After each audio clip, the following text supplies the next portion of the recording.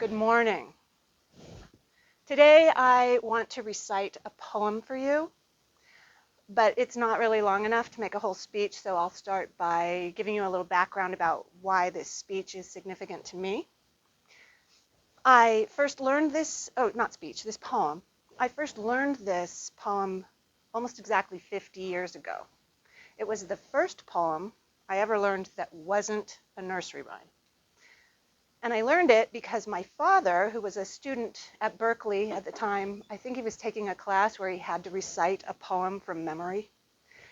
And I remember sitting on the bottom step of the stairs in our house with my elbows on my knees and my chin in my hands, listening to my father practice this poem over and over again. And it wasn't long before I could recite it right along with him.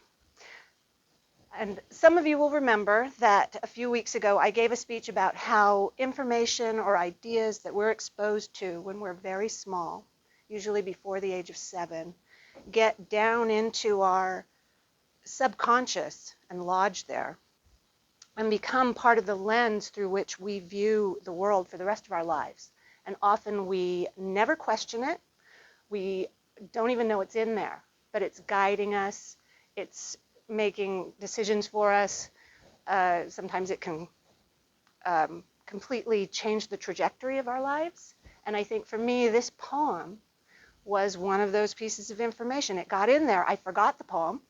When I remembered it, because I'm taking this class where we kind of had to go back and review some things from childhood, I was like, oh yeah, that poem, but I couldn't remember the words. But I think that it got in there and became sort of inextricably interwoven with the very fiber of who I am. It represents probably my most cherished core value, which is, and not coincidentally, the name of the poem is also Courage. It's by Robert Service. Today I opened wide my eyes and stared with wonder and surprise to see beneath November skies an apple blossom appear.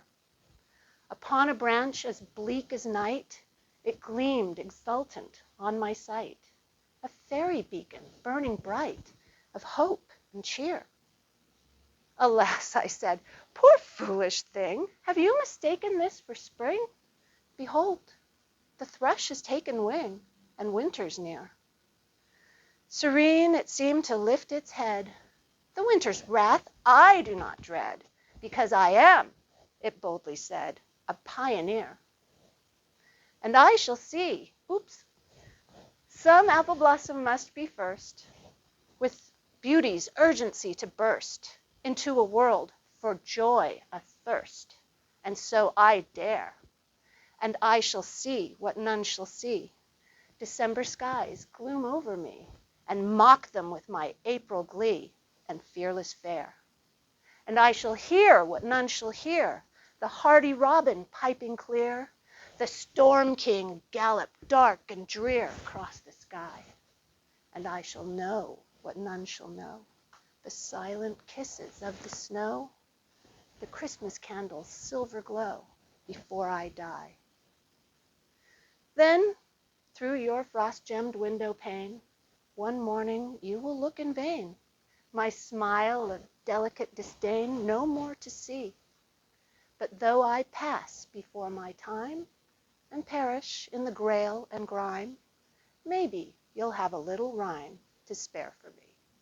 Fellow Toastmasters, may we all meet each and every day with courage and a thirst for joy. Thank you.